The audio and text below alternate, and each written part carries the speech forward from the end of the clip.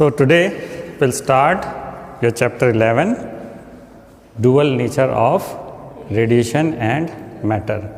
Now, radiation, we understand waves, all kinds of waves, radiation. But yes, why are we saying that there is dual nature of matter? What is matter? है यही सब जिससे सब लोग बने हैं, सब चीज़ें बनी हैं, वो मैटर है ना? क्या उसका भी ड्यूअल नेचर है? Every matter has dual nature. How do you know? अच्छा, इस चौक का वेव नेचर क्या होगा? मैं चौक की बात कर रहा हूँ, डस्ट की बात नहीं कर रहा हूँ. इसका वेव नेचर क्या होगा? ये समझना अभी थोड़ा सा मुश्किल है. As we go ahead now, इसके बाद जितने भी चैप्टर्स हैं,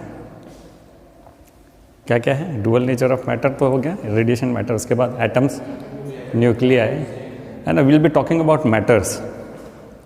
What we'll be doing is we'll be talking about matters. But in this chapter right now we'll be first talking about radiations, means light, all kinds of electromagnetic waves, है ना? उसमें अभी इसको इंट्रोडक्शन देना इसलिए ज़रूरी है कि फर्स्ट न्यूटन ही thought that light is made up of small particles, corpuscles, है ना? उन्होंने थ्योरी दी, कॉर्पस्कुलर थ्योरी. उसी टाइम पे हाइजन साहब आए, उन्होंने बोला कि no, it has a wave nature. थोड़ा सा उनका कैलकुलेशन बड़े मिस्टेक हो गया था, उन्होंने लॉन्गिट्यूडनल वेव्स की बात कर दी थी. But over a period of time other scientists like the equation of Maxwell and Young's तो प्रूव कर दिए थे. यंग्स पहले, फिर एक हाइनरिक हर्ट्ज थे, उन्होंने एक्सपेरिमेंट करके इस्टेब्लिश कर दिया कि light has electromagnetic nature. Okay, और बाद में आगे जाके ये प्रूव भी हो गया. बट ये एक बोला कि एक उन्होंने एक थ्योरी दी कि वो this radiations are electromagnetic in nature, means they are created by electric field and magnetic field consequently interacting with each other consecutively.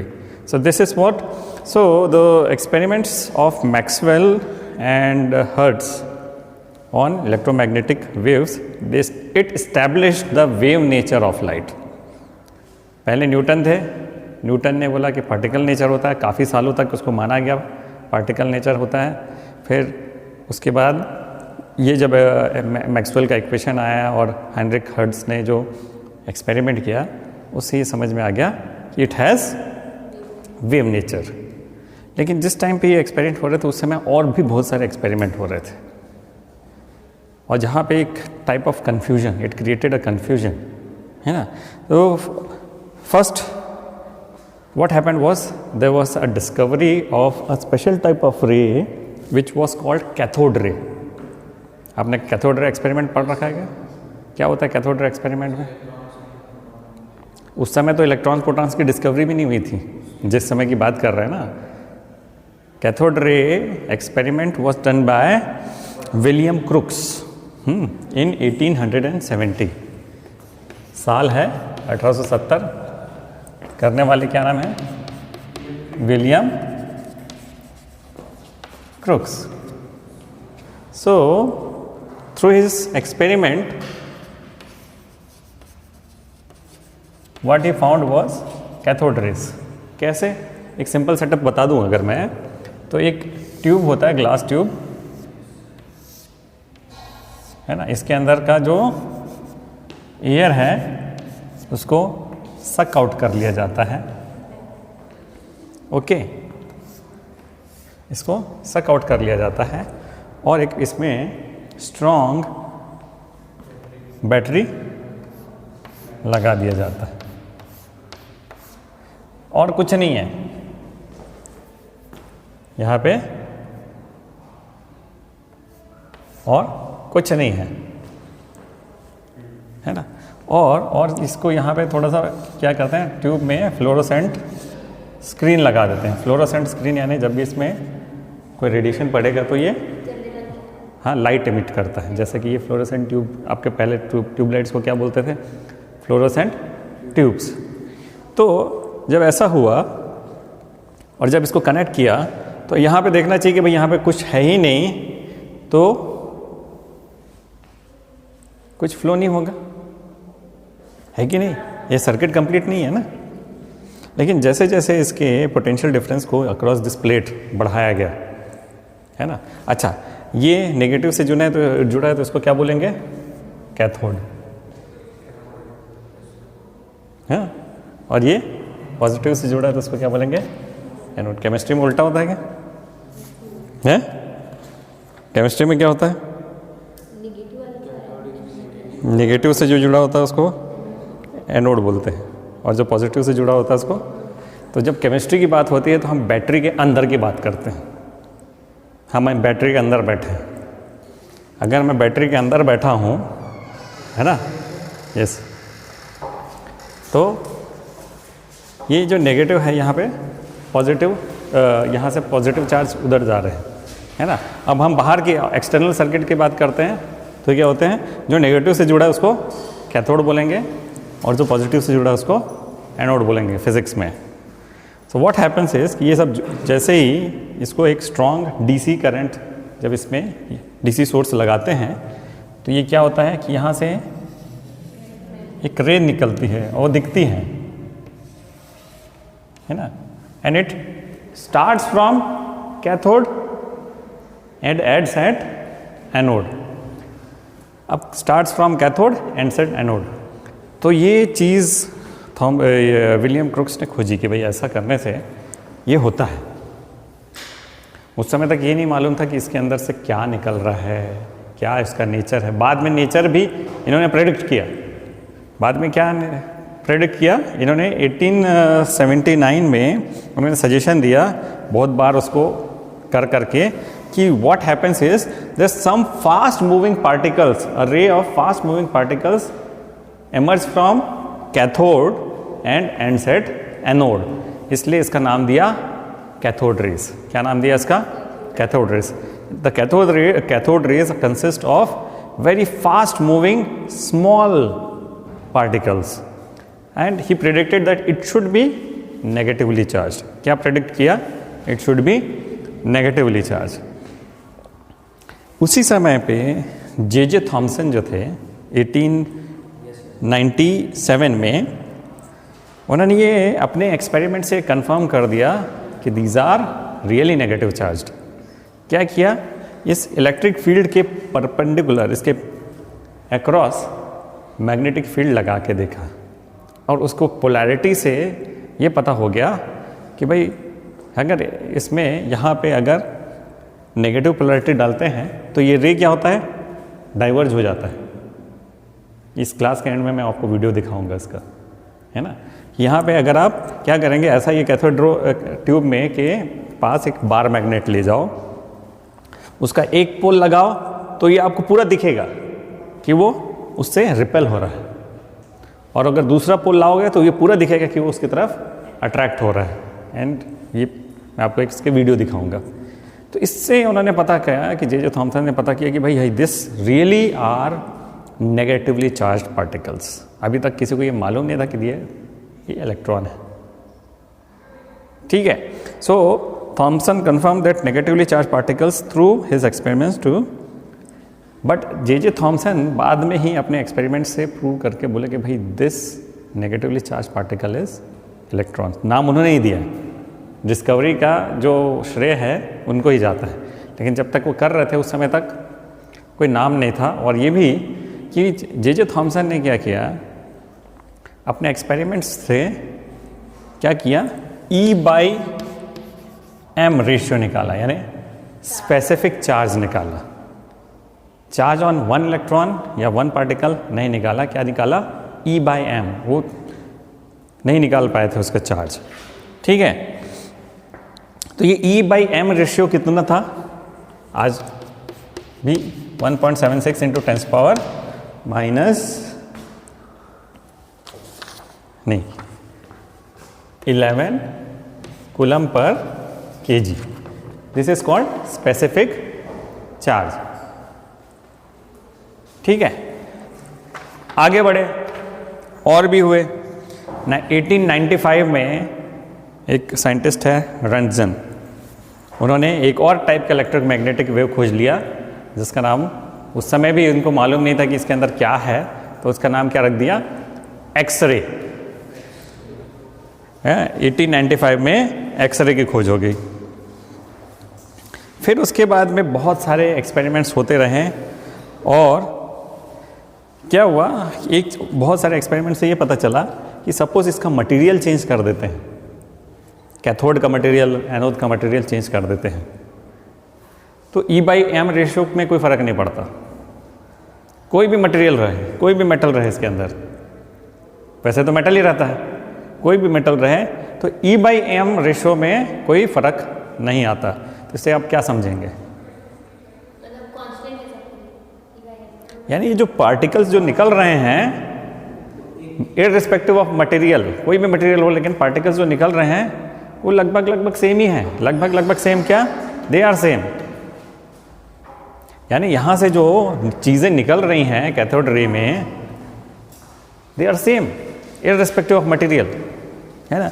Zinc लगा दिया, कॉपर लगा दिया, एल्यूमिनियम लगा दिया, कुछ भी लगा दिया, तो उससे जो चीज़ें निकल रही हैं वो सेम है, क्योंकि E/m रेशो सबका सेम है। चलो, तो मतलब भाई अच्छी कैथोड रे से ऐसा हो गया। फिर एक और साइंटिस्ट है, उन्होंने क्या किया कि उनको पता चला कि कुछ अगर किसी मेटल को हम गर्म कर देते हैं, इसको हीट कर देते हैं, तब भी वही पार्टिकल जनरेट होता है ना। सो at around the same time in 1887 it was found that certain metals emitted negatively charged particle when heated to high temperature। उसी समय पे एक और एक्सपेरिमेंट से पता चला कि अगर किसी मेटल सरफेस में अल्ट्रावायलेट रेस उसके ऊपर इंसिडेंट किया जाए, तब भी वहाँ से कुछ नेगेटिवली चार्ज्ड पार्टिकल्स वहाँ से एमिट होते हैं, है ना। 1887 में it was found that certain metal emitted negatively charge particle when irradiated by ultraviolet rays. तो जब इसका भी E/m रेशियो सेम है, जो मेटल को हीट कर दिए उससे भी जो पार्टिकल निकल रहा है वो भी नेगेटिवली चार्ज है, उसका भी E/m रेशियो सेम है। और कैथोड रेज में भी जब इससे हम एक्सपेरिमेंट कर रहे हैं तो उससे जो पार्टिकल निकल रहा है उसका E/m रेशियो सेम है। तो ये कंक्लूड हो गया, क्या कंक्लूड हो गया, क्या कंक्लूड कर सकते हैं इससे, कि it is what ever is coming out from this metal और प्लेट और when it is heated, it is a fundamental particle of every matter. क्या कंक्लूड हो गया, सब में है ये जो चीज निकल रही है वो सब में है, क्योंकि सभी से निकल रही है।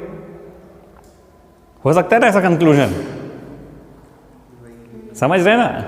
हम कहाँ से कुछ एक्सपेरिमेंट चालू किए, कैथोड रे से चालू किए, उसमें कुछ पार्टिकल्स निकले, हमने बताया हाँ कि भाई कुछ तो निकलता है इससे। फिर बाद में थोड़ा सा पोलैरिटी देख के पता चला कि ये नेगेटिवली चार्ज है ना। उसके बाद हीट करने से कई लोगों ने पता किया कि वही चीज़ निकलती है जी, और उसका E/m रेशियो सेम है। उसके बाद एक साहब आए मिलिकन, है ना। मिलिकन ने क्या किया कि भाई अभी तक क्या पता चला कि भाई E/m रेशियो पता चला, हाँ, लेकिन इसके हर एक पार्टिकल में कितना चार्ज है वो पता नहीं चला। मिलिकन ने, अच्छा उसमें ये भी वो क्वांटाइजेशन की जो बात कर रहे हैं ना, वो तो मिलिकन के एक्सपेरिमेंट से पता चला। मिलिकन ने क्या किया कि 1913 में उन्होंने एक ऑयल ड्रॉप एक्सपेरिमेंट किया। हम पहले वाले चैप्टर में उसको छोड़ के आ गए थे, है ना। उससे, उस एक्सपेरिमेंट से उन्होंने एस्टेब्लिश कर दिया दो बातें। पहली बात, तो जितनी भी मैटर है उसमें भी जो अमाउंट ऑफ चार्ज है, it is quantized. What is the meaning of quantized? It is an integral multiple of certain minimum charge, है ना। जितने भी चार्जेस हैं वो क्वांटाइज्ड है। इसका मतलब क्या है, वो इंटीग्रल मल्टीपल, यानी 1 2 3, n इज इक्वल टू 1 2 3 या -1 -2 -3, 1.5 नहीं हो सकता, 0.5 नहीं हो सकता। क्वांटाइजेशन का मतलब यही होता है ना। तो it is an integral multiple of certain minimum charge. उन्होंने चार्ज निकाल भी लिया, ये मिनिमम चार्ज कितना है what is charge on any particle, fundamental particle 1.6 into 10⁻⁻19 coulomb. तो उन्होंने अपनी इस एक्सपेरिमेंट से ये इस्टेब्लिश कर दिया कि द चार्जेस आर क्वांटाइज्ड और उसका एलिमेंट्री चार्ज E, अगर मैं E बोलता हूँ दैट इज 1.60 टू 10⁻⁻19 कूलम।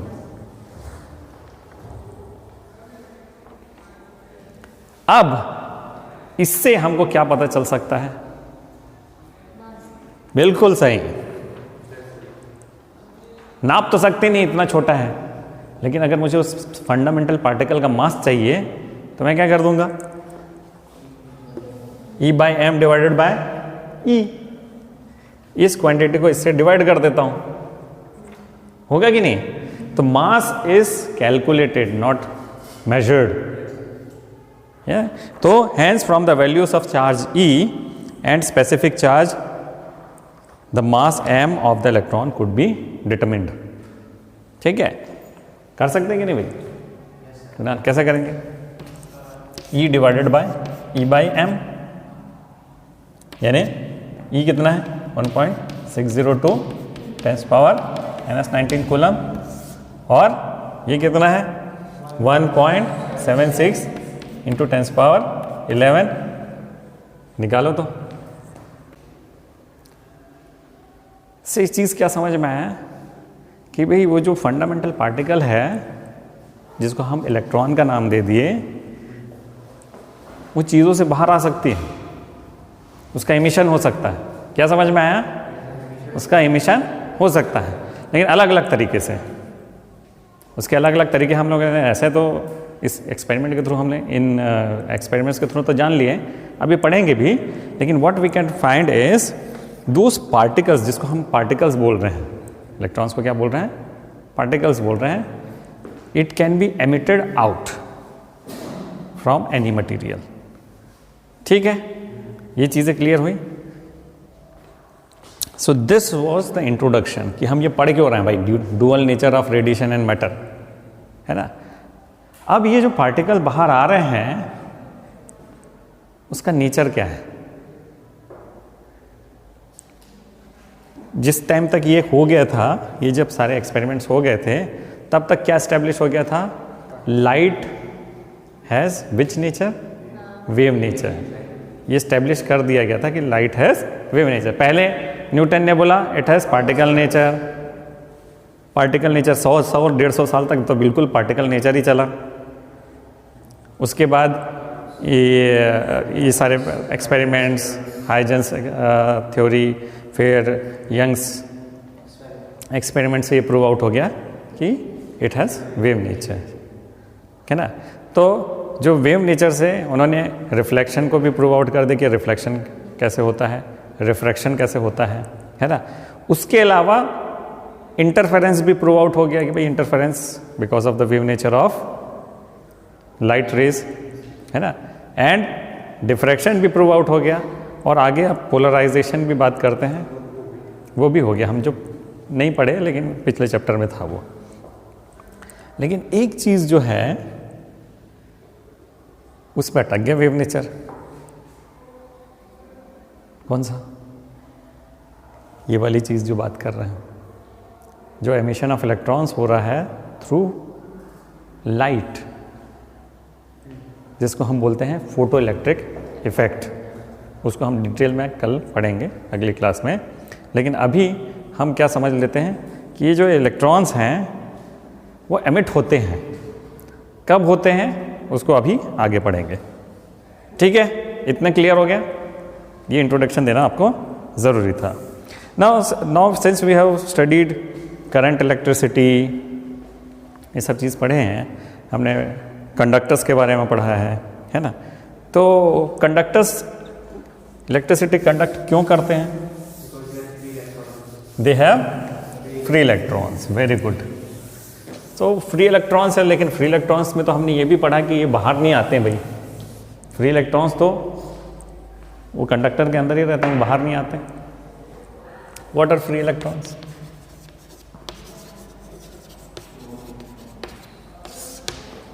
इनको जो वैलेंस शेल में कुछ इलेक्ट्रॉन्स जो रहते हैं जो कि अनपेयर्ड रह जाते हैं, है ना, उसको हम फ्री इलेक्ट्रॉन्स बोलते हैं। तो in metals the electrons in the outer shell of the atoms are loosely bound, है ना। जितना वो न्यूक्लियस से दूर रहेंगे, हमने ये पढ़ लिया है, जितना न्यूक्लियस से दूर रहेंगे उनका फोर्स ऑफ अट्रैक्शन जो है कम रहेगा। तो जो आउटर शेल में जो इलेक्ट्रॉन्स हैं they are loosely bound and they are free to move inside this matrix of atoms, है ना, जिसको हम शेयरिंग भी बोलते हैं। तो एक एटम से दूसरे एटम, दूसरे एटम से तीसरे एटम मूव कर सकते हैं। तो they move about freely through out the lattice of the positive ions. उसके जो जहाँ जहाँ पॉजिटिव आयन होगा वहाँ जाके वो चिपक जाएगा। होगा कि नहीं होगा? So these are called free electrons. लेकिन अगर वो बाहर जाने की कोशिश करता है, बोले मेरे पास बहुत एनर्जी आ गई, फ्री इलेक्ट्रॉन्स मूव कैसे करेगा? जब उसके पास एनर्जी आएगी। बिना एनर्जी के तो आप एक कदम चल नहीं सकते। जब आप खाना खाएंगे तब जाएंगे, सोर्स ऑफ एनर्जी। तो इलेक्ट्रॉन को जब एनर्जी मिलती है तो वो पागल हो जाता है, इधर उधर दौड़ने लगता है कि नहीं? तो अब वो पागल हो गया, दौड़ने लगा। अब वो दौड़ते दौड़ते बोला ये जो लैटिस स्ट्रक्चर है मैं इससे बाहर जाऊंगा, है ना। जब आप चलने फिरने लग जाते हो तो क्या करते हो, घर के बाउंड्री में रहना नहीं चाहते हो, क्या कोशिश करते हैं, घर से बाहर जाए। तो इलेक्ट्रॉन भी ऐसा ही है, बोलेगा भाई एनर्जी मिल गई तो क्या है, कूदो, बाहर चले। लेकिन वो कूद नहीं पाते। क्यों नहीं कूद पाते?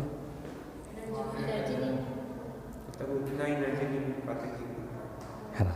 तो द मोमेंट वो क्या करेगा, अपने एटम से, अपने घर से बाहर निकलने की कोशिश करेगा, इलेक्ट्रॉन बाहर निकला तो यहाँ पे क्या हो जाएगा, या घर पे क्या हो जाएगा, पॉजिटिव चार्ज आ जाएगा। पॉजिटिव चार्ज आ जाएगा, पॉजिटिव आयन बन जाएगा, है ना। ये जैसे ही कूदा बाहर तो पॉजिटिव, इसकी जितनी एनर्जी है उससे ज़्यादा एनर्जी इस आयन की है। तो जैसे ही गया बाहर उसको खींच के चल बेटा अपने घर पे बैठ, है ना। बाहर जाने की ज़रूरत नहीं है क्योंकि इन पॉजिटिव आयन के पास ज़्यादा एनर्जी है। जो जितनी एनर्जी लेके इलेक्ट्रॉन बाहर गया पकड़ के अंदर कर दिया। तो इसलिए वो घर में तो घूमते हैं लेकिन घर के बाहर नहीं जा सकता।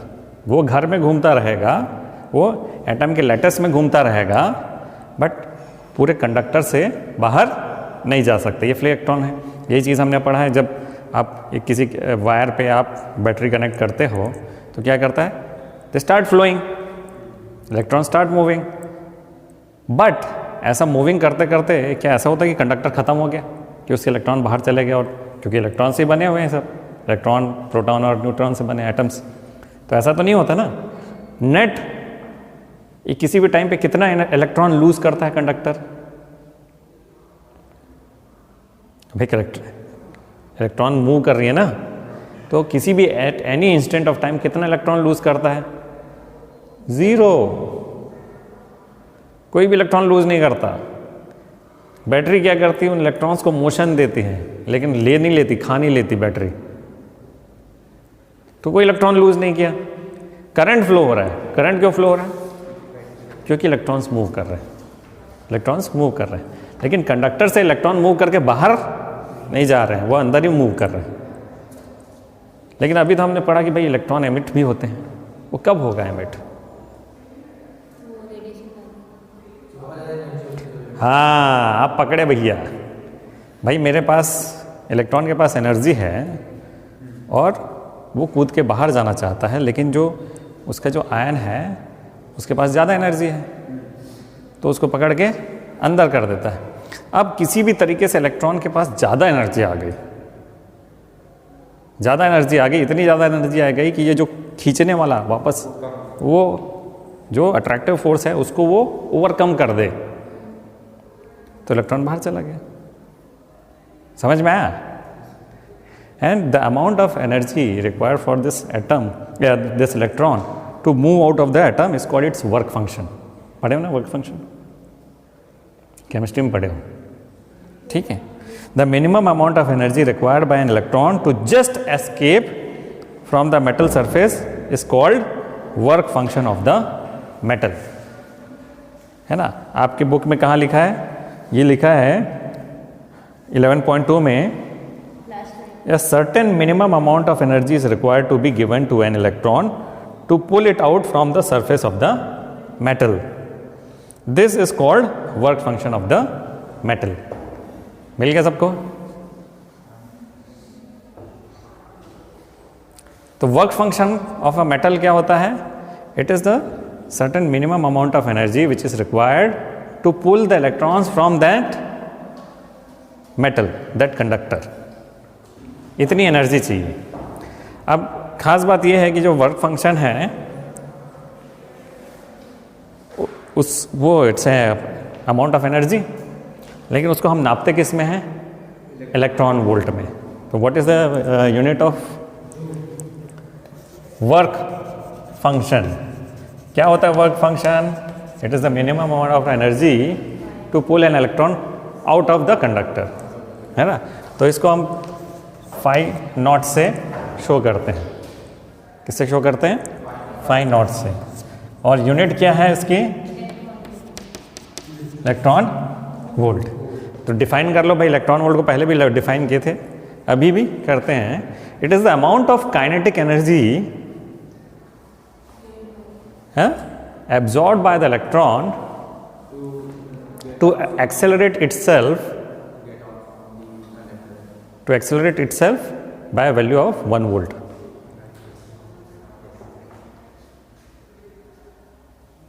ठीक है, फिर से बोलूं.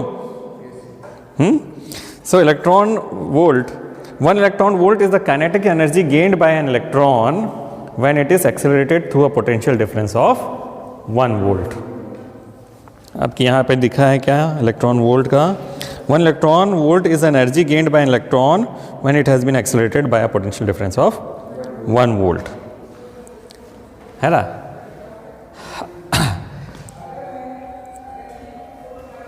One electron volt is equal to 1.6 into 10 power minus 19 joules. ये कैसे आया?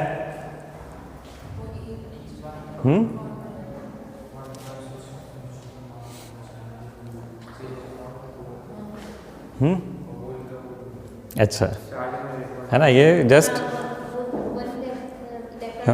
एनर्जी का फॉर्मूला क्या है? Q is equal to EV, है ना. तो मुझे V potential, actually potential is the amount of work done, है ना. Q is equal to EV होता है. तो V is equal to W is equal to नहीं, V मैं गलत बता दिया. E is equal to V upon D, है ना. ये कौन सा होता है? चलो उसको आप कर चुके हो. कैसे निकला 1.6 into 10 power -19 coulomb current electricity में आप कर चुके हो, उसको देखेंगे. ठीक है. तो इलेक्ट्रॉन वोल्ट 1.6 इंटू 10 पावर -19. अब हर एक कंडक्टर के अलग अलग वर्क फंक्शन होते हैं. ऐसा नहीं कि सबका एक ही वर्क फंक्शन होता है. यानी कुछ मेटल्स हैं वो इजीली इलेक्ट्रॉन को बाहर जाने देते हैं. जैसे आपके माँ बाप, जा बेटा घूम के आओ, कोई कंट्रोल नहीं, घूम रहे इधर उधर, है ना. लेकिन कुछ पेरेंट बहुत स्ट्रिक्ट होते हैं. जैसे पैर बाहर रखा था, एक झापड़ मारा, चल बैठा अंदर. तो यहाँ ज़्यादा उस बच्चे को ज़्यादा एनर्जी लगानी पड़ेगी बाहर जाने के लिए, है ना. और आप लोग को ज़्यादा एनर्जी लगाने के लिए चलो घूम घाम के आते हैं. ऐसे ही है ना.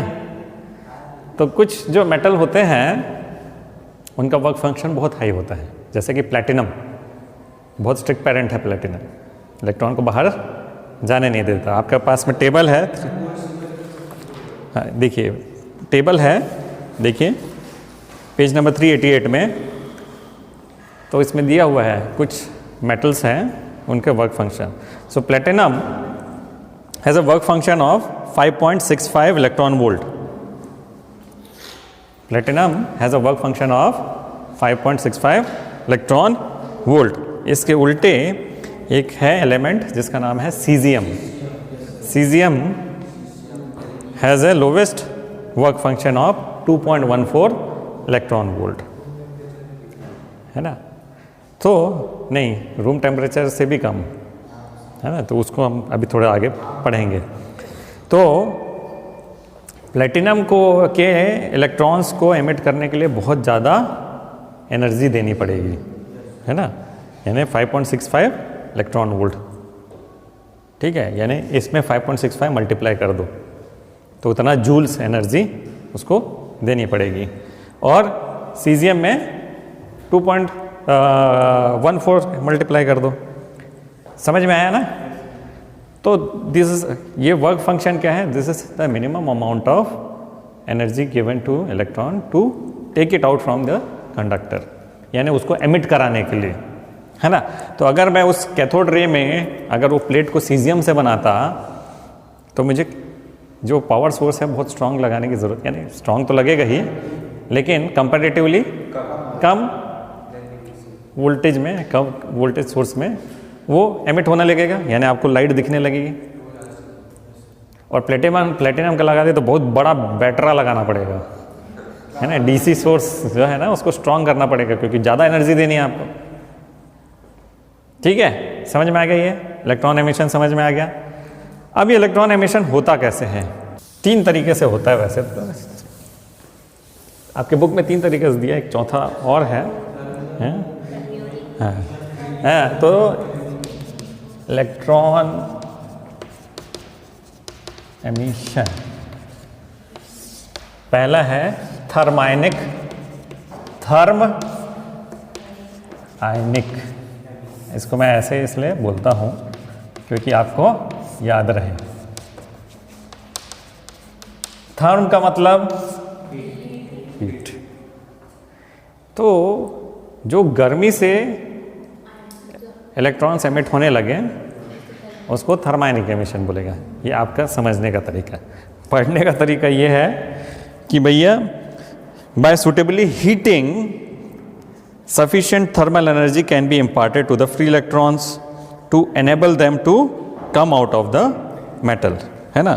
And this phenomena of emission of electrons from a metal surface is called electron ये वाला when the metal is heated the free electrons of the when free electrons get sufficient thermal energy that they can overcome their surface barrier. This method of removal of electrons is called thermionic. आप thermionic भी बोल सकते हो लेकिन मैं थर्मायनिक बोलता हूँ क्योंकि थर्म से मुझे समझ में आ जाता है क्या है, हीट, और आयनिक एमिशन यानी इट्स क्रिएटिंग आयंस. ठीक है. सो थर्मायनिक एमिशन. तो ऐसे इलेक्ट्रॉन्स जो थर्मायनिक एमिशन से बाहर निकले हैं उन इलेक्ट्रॉन्स का एक स्पेशल नाम दे दिया है. क्या बोलते हैं उसको? Thermo electrons. क्या बोलते हैं उसको? या थर्मायंस. क्या बोलते हैं इनको? ऐसे को थर्मो इलेक्ट्रॉन्स या थर्म आयंस. ठीक है, बात एकदम सही है. इलेक्ट्रॉनिक एमिशन क्या होता है? When we give certain amount of energy to the electrons, sufficient amount of energy to the electrons to make them come out from the metals और कंडक्टर्स. जो फ्री इलेक्ट्रॉन्स को भी बाहर निकाला जा सकता है. Please understand that. ऐसा नहीं कि पहले सेल वाले से ही निकाल लिया आपने, ऐसा नहीं कर सकते ना. केमिस्ट्री में आप पढ़े होगे जो आउटर मोस्ट शेल में जो इलेक्ट्रॉन्स हैं उसको निकालना ज़्यादा आसान है, और जैसे जैसे आप अंदर जाएंगे तो amount of energy required to remove that becomes higher. क्यों? ये न्यूक्लियस से पास में है तो अट्रैक्टिव फोर्स है ना. एक्चुअली इलेक्ट्रॉन्स और न्यूक्लियस के बीच में ना वो जो जो न्यूक्लियर फोर्स है वो क्या है? कूलम्ब फोर्स है। क्या फोर्स है वो? इलेक्ट्रोस्टैटिक फोर्स ही है ना इनके बीच में, क्योंकि न्यूक्लियस जो है वो पॉजिटिवली चार्ज है क्योंकि वहाँ प्रोटॉन्स हैं और उसके चारों तरफ ये नेगेटिवली चार्ज इलेक्ट्रॉन्स घूम रहे हैं। तो इनमें बहुत स्ट्रांग फोर्स ऑफ अट्रैक्शन होगा ना, पॉजिटिव नेगेटिव अट्रैक्ट करेंगे। तो उस अट्रैक्शन को ओवरकम करने के लिए हम इसको अलग से एक एनर्जी दे देते हैं। तो ये हुआ। यहाँ पे एनर्जी कैसे दे रहे हैं? जब हम थर्मल एनर्जी देते हैं तो electrons vibrate with larger frequency, है ना, उसका एम्पलीट्यूड बढ़ते जाता है, वाइब्रेट होंगे ना, तो उसके कारण में उनको जो एनर्जी गेन करेंगे उससे वो बाहर आ जाएंगे। सो दिस इज दूसरे टाइप ऑफ एमिशन को बोलते हैं फील्ड एमिशन। क्या बोलते हैं उसको? अब फील्ड एमिशन के बारे में आपको याद करने के लिए क्या करते हैं? फील्ड यानी इलेक्ट्रिक फील्ड, फील्ड यानी यहाँ पे electric field. If a certain metal is subjected to a very strong electric field, बहुत ही स्ट्रॉन्ग इलेक्ट्रिक फील्ड में उसको रख दिया जाए, तो क्या होगा कि वो जो उनके जो इलेक्ट्रॉन्स हैं it will be attracted toward the positive plate. लेकिन अगर मैं इस पॉजिटिव प्लेट का जो पोटेंशियल है, डिफरेंस है, उसको बहुत ज़्यादा बढ़ा दूंगा तो उसको जितनी रिक्वायर्ड एनर्जी, वर्क फंक्शन से ज़्यादा एनर्जी मिल जाएगी और कूद के बाहर चला जाएगा। और यही होता है कैथोड रे में। कैथोड रे में क्या करते हैं, है ना, एक को नेगेटिवली चार्ज करते हैं कैथोड को और पॉजिटिवली चार्ज, इनके बीच के पोटेंशियल डिफरेंस को मैं बहुत ज़्यादा इंक्रीज कर दूंगा तो जो पॉजिटिवली चार्ज प्लेट है वो अट्रैक्ट करेगा इलेक्ट्रॉन को। इसका फोर्स ऑफ अट्रैक्शन अगर इसके एटॉमिक फोर्स ऑफ अट्रैक्शन से ज़्यादा हो गया, जो एटम में जो इनके बीच में जो वो कूलम्ब फोर्स लगा हुआ है न्यूक्लियस और इलेक्ट्रॉन के बीच में, वो ज़्यादा हो गया तो कूद के बाहर चले जाएंगे। सो दिस को बोलेंगे, इसको क्या बोलेंगे, इस टाइप ऑफ एमिशन को क्या बोलेंगे? Field emission. समझ में आया? और इस टाइप के इलेक्ट्रॉन को क्या बोलेंगे? फील्ड इलेक्ट्रॉन, है ना। सो इसको कोल्ड कैथोड एमिशन भी बोलते हैं। When a metal surface is subjected to very high electric fields of the order of 10⁻³ to 10⁸ volts per meter, electrons are emitted from it. This is known as field emission or cold cathode emission. लेकिन ये जो method है ना थोड़ा dangerous है भाई, है कि नहीं? इतना स्ट्रॉन्ग इलेक्ट्रिक फील्ड लगाना है तो वहाँ पे कुछ भी हो सकता है, दुर्घटना वाला काम तो एकदम ध्यान से किया जाता है। कैथोड रे जो एक्सपेरिमेंट है बहुत ध्यान से किया जाता है, ऐसा नहीं कि कर दिया ऐसे कुछ भी। ठीक है, तो ये क्लियर है? Field electrons. तीसरे टाइप को एमिशन को क्या बोलते हैं? Photo electric emission. ये भी पाया गया है कि certain metals when a wavelength of certain frequency is incident on those metals, तो वहाँ से इलेक्ट्रॉन्स एमिट होते हैं, है ना। फ्रिक्वेंसी इज़ वेरी इंपॉर्टेंट, उस लाइट रेज की या रेडिएशन की फ्रिक्वेंसी बहुत इंपॉर्टेंट है, उसको आगे हम पढ़ेंगे क्यों इंपॉर्टेंट है। तो किसी भी फ्रिक्वेंसी में, किसी फ्रिक्वेंसी ऑफ लाइट को आप उसके अंदर में इंसिडेंट करेंगे तो वहाँ से इलेक्ट्रॉन्स एमिट होने लगेंगे। तो इस एमिशन को क्या बोलेंगे? Photo electric emissions. ऐसे एमिशन को क्या बोलेंगे? Photo electric emission. और ऐसे इलेक्ट्रॉन्स जो ऐसे इसके कारण बाहर आए उसको क्या बोलेंगे? Photo electrons. So when light of suitable frequency illuminates a metal surface, electrons are emitted from the metal surface. This light generated electrons are called photoelectrons.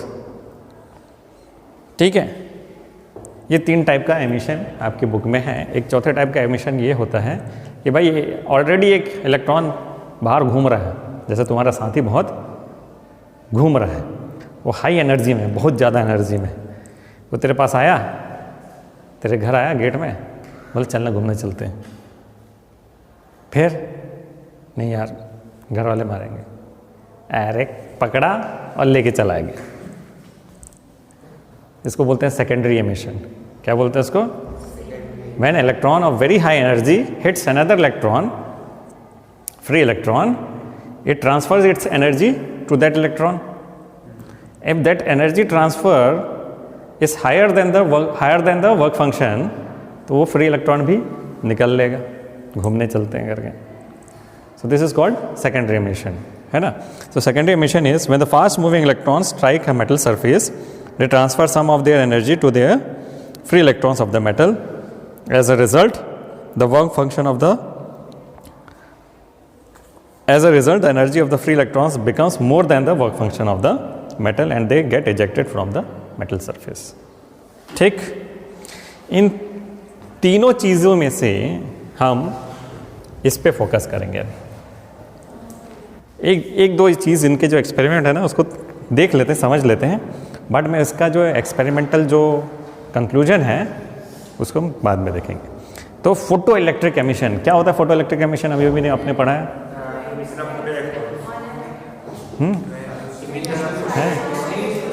What is the major thing? वो जो light जो incident हो रही है उसका frequency बहुत important है ना? So when light of suitable frequency illuminates a metal surface, electrons are emitted from the metal surface and this phenomena is called photoelectric emission. तो बहुत मशहूर साइंटिस्ट ने इन पे काम किया है ना? मैक्सवेल ने नहीं किया है। हाँ, तो हाइनरिक हर्ट्ज जो पहले जो साइंटिस्ट हैं उनका नाम क्या है? Heinrich hertz. इन्होंने खोजा, इसे खोजा किसने? Heinrich hertz. तो उनका ऑब्जर्वेशन देखते हैं। ये कब किया? 1870 में, 1887 में सॉरी, इन्होंने डिस्कवर किया फोटो इलेक्ट्रिक इफेक्ट। तो क्या किया इन्होंने? वो एक्चुअली इसमें इंटरेस्टेड नहीं थे। वो क्या थे भाई, इलेक्ट्रोमैग्नेटिक वेव्स के जो एक्सपेरिमेंट्स कर रहे थे ना, तो इसमें इंटरेस्टेड थे। तो उन्होंने क्या देखा कि जब उनके जो वैक्यूम ट्यूब है, यानी उस कैथोड रे ट्यूब है, उसमें जब वो हाई वोल्टेज डाल रहे थे उसमें, तो कई बार ऐसा हुआ कि जब उनके जो एमिटर यानी कैथोड है उस पर उन्होंने क्या किया, अल्ट्रावायलेट रेस उस पर फोकस कर दी, जैसे टॉर्च से फोकस करते हैं ना, उसमें फोकस कर दिया। ये यूवी रेस, आर्क लैम्प से यूवी रेस जनरेट होते हैं, आर्क लैम्प को कैथोड रे पे इंसिडेंट करा दिया। तो क्या हुआ कि जो एमिशन होना था वो तगड़ा होने लगा, जल्दी होने लगा। और जब आर्क लैम्प बंद कर दिया तो एमिट नहीं होता था, इलेक्ट्रॉन्स एमिशन नहीं होता था। यानी जब उस आर्क लैम्प को चालू करते थे और उसके जो रेज हैं कैथोड में पड़ते थे तो एमिशन स्टार्ट हो जाता था, और इंस्टेंटेनियस स्टार्ट होता था। ऐसा नहीं कि बहुत टाइम लेके कर रहा है, तुरंत स्टार्ट हो जाता था, और जैसे ही बंद करते थे बंद हो जाता था, है ना? तो ये इसने ऐसे डिस्कवरी की। Hertz found that high voltage sparks passed across the metal electrodes of the detector loop more easily when the cathode was illuminated by ultraviolet light from an arc lamp. The ultraviolet light falling on the metal surface caused the emissions of negatively charged particles. वहाँ पे negatively charge particles इसलिए बोल रहे हैं कि उस समय तक ये डिस्कवरी नहीं हुई थी इलेक्ट्रॉन्स, है ना? तो उस समय उसको नहीं मालूम था कि क्या है, लेकिन अब हमको मालूम है कि वो क्या है, इलेक्ट्रॉन्स हैं। So which are now known to be electrons into the surrounding space and hence enhance the high voltage sparks, है ना? तो क्या होता था कि ज़्यादा उसी वोल्टेज में ज़्यादा स्पार्क्स जनरेट होने लगे। समझ में आया? क्या समझ में आया बताओ?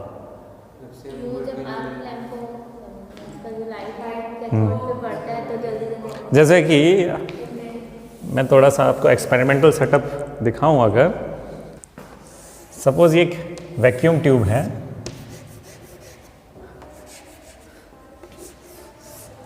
अब इसमें मान के चलिए बहुत सारे लगे हुए,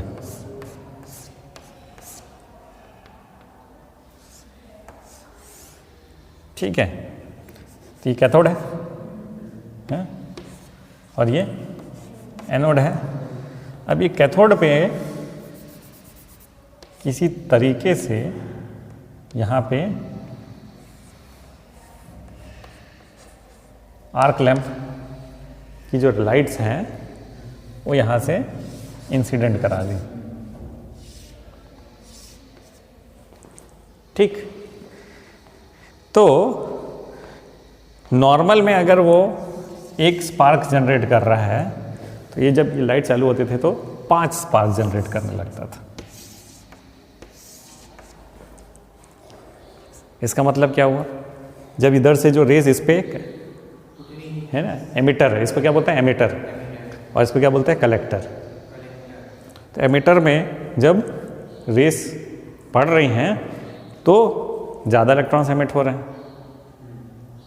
ज़्यादा नेगेटिवली चार्ज, तो स्पार्क ज़्यादा जनरेट होगा, और ये जब बंद कर दिया तो कम हो रहे हैं। समझ में आया? ये हर्ट्ज ने देखा, हेनरिक हर्ट्ज ने। तो फिर इन्होंने ये बोला कि भाई light is acting in some way in producing more of this negatively charge particles.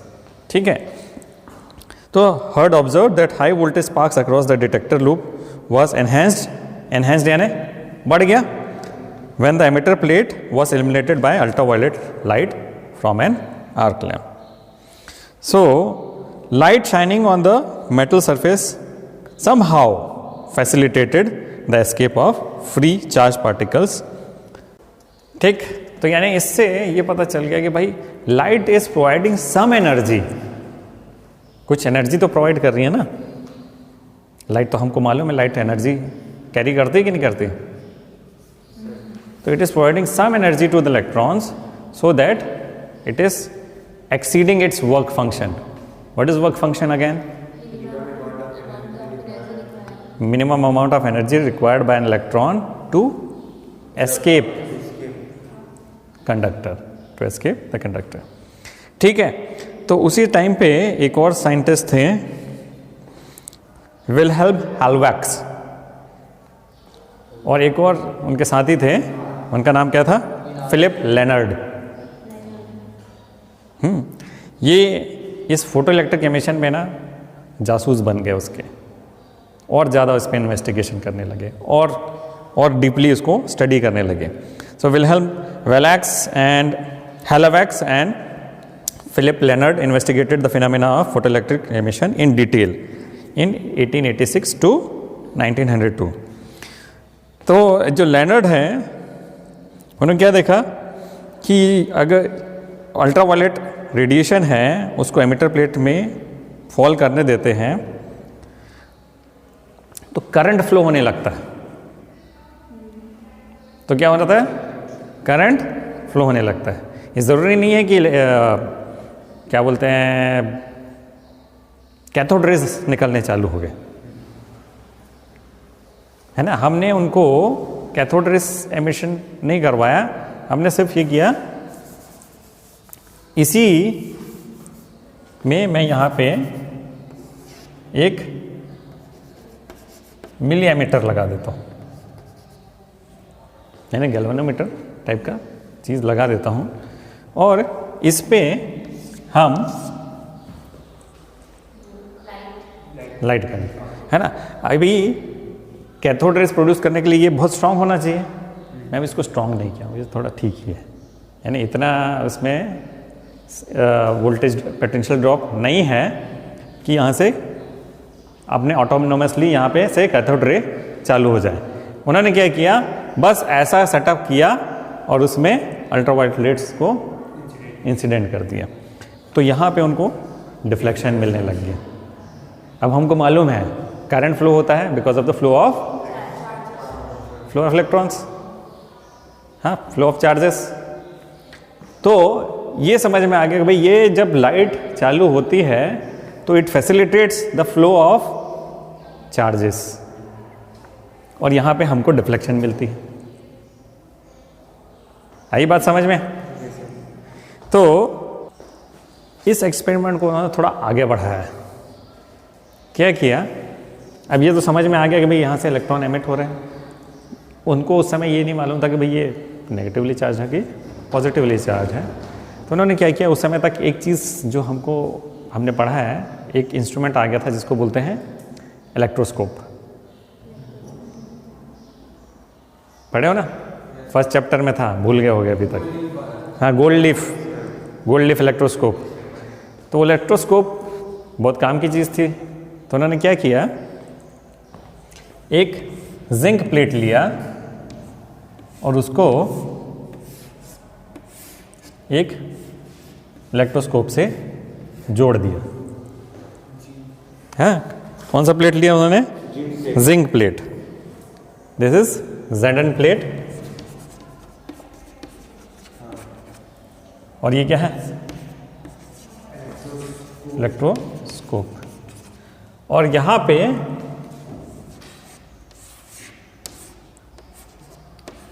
UV light उस पे इंसिडेंट करा दी।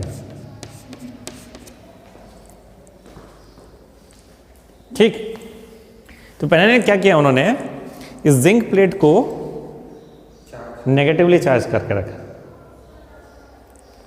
है ना, नेगेटिवली चार्ज करके रखा। और जब उस पर लाइट इंसिडेंट हुई तो वो क्या हो गया, न्यूट्रल हो गया। ये जो जिंक प्लेट है न्यूट्रल हो गया। ये पहला ऑब्जर्वेशन। ठीक, उसके बाद उन्होंने क्या किया, इसको कोई चार्ज नहीं दिया, अनचार्ज रखा, कोई चार्ज नहीं दिया। और फिर इस पर लाइट इंसिडेंट कराई तो ये क्या हो गया, पॉजिटिवली चार्ज हो गया। ये जिंक प्लेट क्या हो गया, पॉजिटिवली चार्ज। और इसको फिर उसके बाद क्या किया कि ये पॉजिटिव चार्ज दे दिया इसको, और फिर लाइट इंसिडेंट कराई तो क्या हो गया, ये पॉजिटिव चार्ज की वैल्यू बढ़ गई, पॉजिटिव चार्ज ज़्यादा हो गया। अब क्या हो रहा है आज के कंडीशन में अगर हम समझे तो क्या हो रहा है, when this UV light is incident on this zinc plate, it is emitting electron। जब ये जिंक प्लेट इलेक्ट्रॉन एमिट कर दिया तो ये पॉजिटिवली चार्ज हो रहा है ना, पॉजिटिव हो रहा है, यानी इसने इलेक्ट्रॉन अगर छोड़ दिया तो पॉजिटिव चार्ज। तो पहला केस जब ये ऑलरेडी नेगेटिवली चार्ज था, यानी इसके पास एक्सेस इलेक्ट्रॉन थे, तो इसने जिंक लाइट ने आया, मारा, उड़ा दिया सब इलेक्ट्रॉन को, तो वो इलेक्ट्रॉन खत्म हो गया, तो ये न्यूट्रल हो गया। क्लियर है कि नहीं? जब वो जीरो चार्ज, कोई चार्ज नहीं था इसमें, तो यूवी रेज ने फिर उस पे इंसिडेंट होकर फोटो इलेक्ट्रिक इफेक्ट के थ्रू इलेक्ट्रॉन्स को हटा दिया, तो क्या हो गया, पॉजिटिव चार्ज हो गया। और जब पॉजिटिव चार्ज था तो और इलेक्ट्रॉन्स को हटा दिए, तो पॉजिटिव चार्ज की वैल्यू, मैग्नीट्यूड बढ़ गई। Is this understood? तो ये उन्होंने एक्सपेरिमेंट किया हेलवेक्स ने। So Helmholtz connected a zinc plate to an electroscope.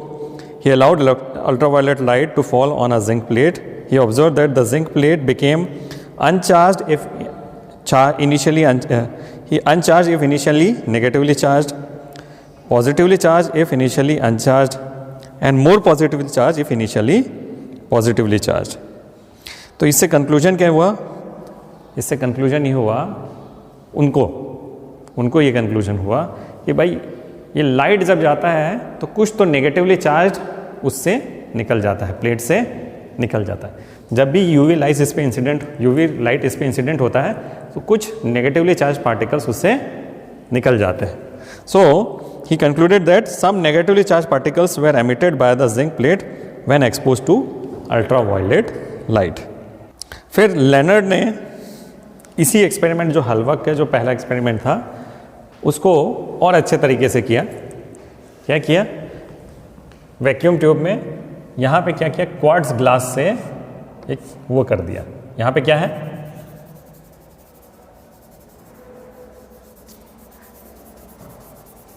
Vacuum tube का मतलब क्या होता है मालूम है ना आपको? उससे अंदर से पूरी हवा निकाल ली जाती है, पूरा है, कुछ भी नहीं रहेगा इसके अंदर।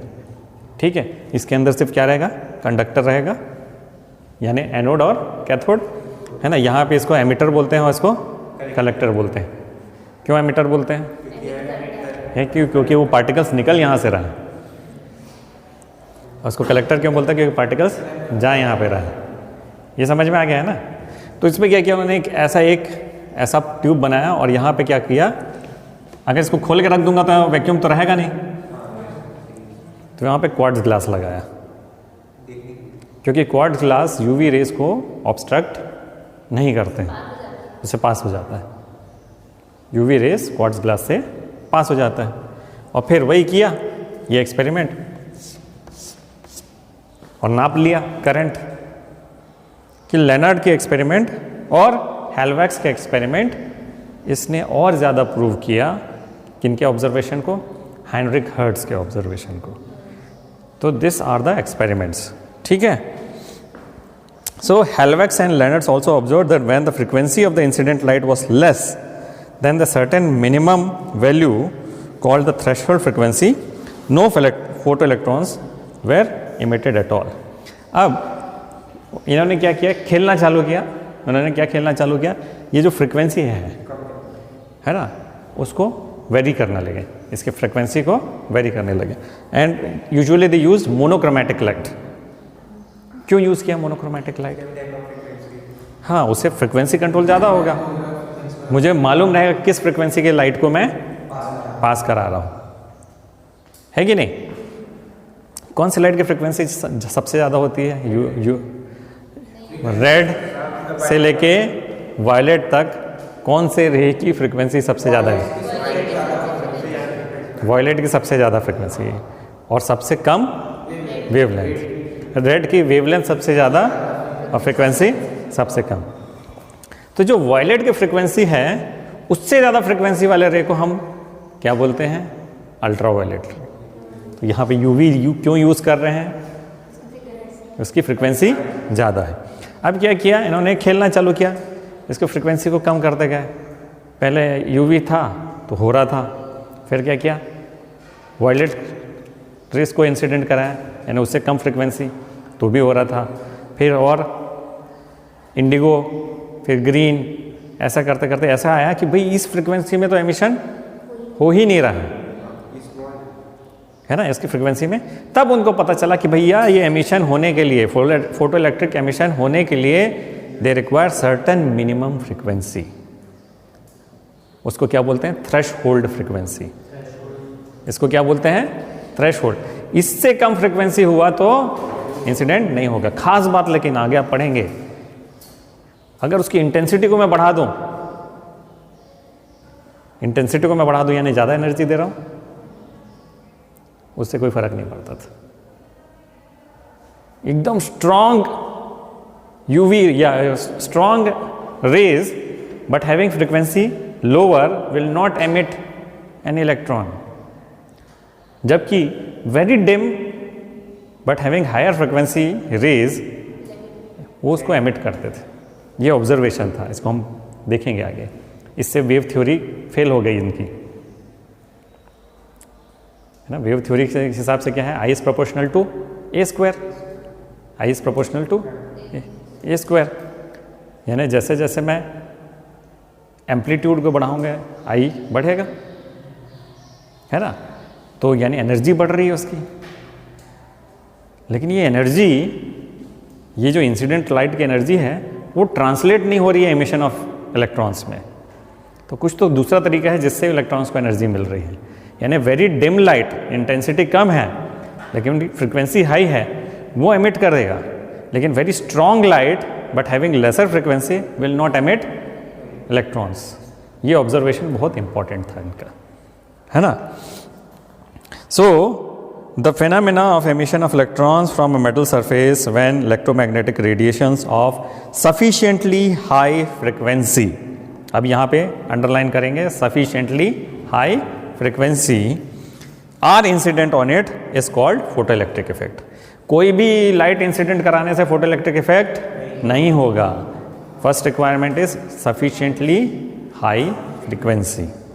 नहीं तो ऐसा हुआ कि भाई धूप से हमारे सारे मेटल पिघलने लग गए, इलेक्ट्रॉन निकले जा रहे हैं, ऐसा नहीं हो जाएगा। तो this photo generated electrons are called photo electrons. अब देखेंगे, जैसे कि आपने बोला कुछ जो मेटल्स हैं जैसे कि लिथियम, सोडियम, हैं, पोटेशियम, सीजियम, रुबिडियम, ये नॉर्मल लाइट भी उसमें पड़ता है ना तो उसमें इलेक्ट्रॉन एमिशन होने लगता है ना। क्योंकि आपने देखा होगा कि वो जो सोडियम है उसको केरोसिन में डुबा के रखते हैं, है ना, उसको हवा में रखेंगे तो रिएक्ट हो जाएगा ना, इज हाईली रिएक्टिव। तो ये जो ऐसे टाइप के एटम है ना, lithium, sodium, potassium, caesium, rubidium, है ना, सो दे आर हाईली फोटोसेंसिटिव। इनको क्या बोलेंगे? Highly photosensitive.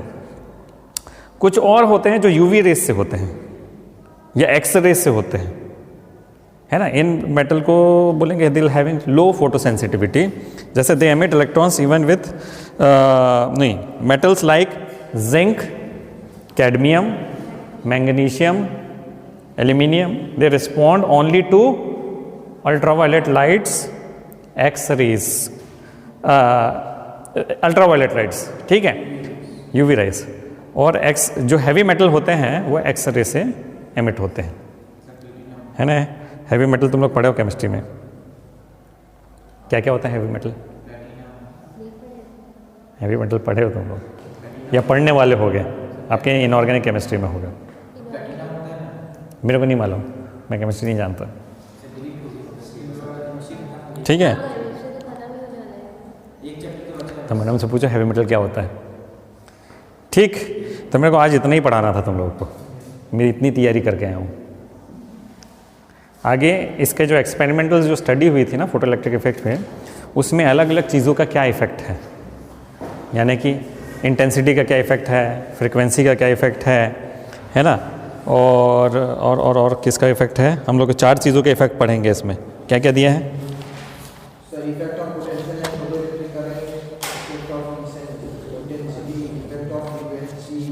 देखो, पहला इफेक्ट ऑफ इंटेंसिटी, फिर effect of potential difference and effect of frequency.